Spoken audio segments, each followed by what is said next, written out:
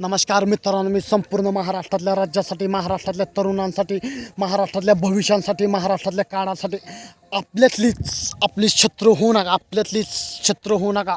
सगळे एकजुटीनं राहिलं तर महाराष्ट्रात आपण लय मोठं काय करू शकतो. महाराष्ट्रातल्या काळांसाठी, महाराष्ट्रातल्या नवीन पिढीसाठी, येणाऱ्या भविष्यासाठी तुम्हाला सांगतो, संतोष देशमुखाचा मॅटर 2 महिने चालले. महाराष्ट्रातले राज्याचे मुख्यमंत्री देवेंद्र फडणवीस साहेब महाराष्ट्रातले बीडमध्ये त्यांनी आगमन केलं, त्याच्यावर जे बोलणार होते.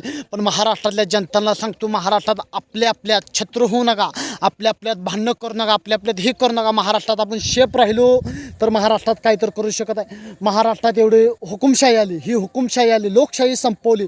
मग महाराष्ट्रात आपण सगळ्या विचारांनी राहिलो तर सगळं काय होऊ शकत आहे. मग लोकशाही पूर्ण आणू शकत आहे आपण, महाराष्ट्रात पुन्हा आपण लोकशाही आणू शकत आहे. पण लोकशाही तर संपली, हुकुमशाही.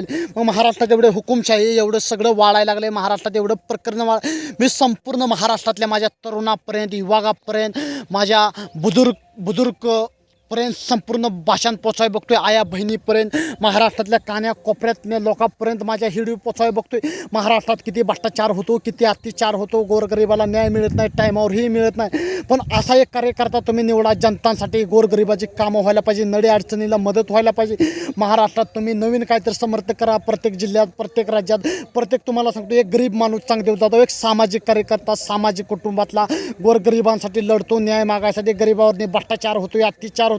महाराष्ट्रातल्या जनताने, गोरगरिबाने किती अत्याचार सहन करायला पाहिजे, गोरगरिबाला न्याय भेटत नाही. सगळे आपण एकजुटीनं राहिलो तर महाराष्ट्रातली छत्रपती शिवरायांची मावळं सगळे आमच्या सपोर्टमध्ये आले. आमच्या समर्थक तुम्ही दिलं तर आम्ही काय तर करू शकत आहे. तुमच्यामधलं विचार, तुमच्यामधलं ही सगळे आज एक प्रेरणा महाराष्ट्रातल्या राज्यासाठी.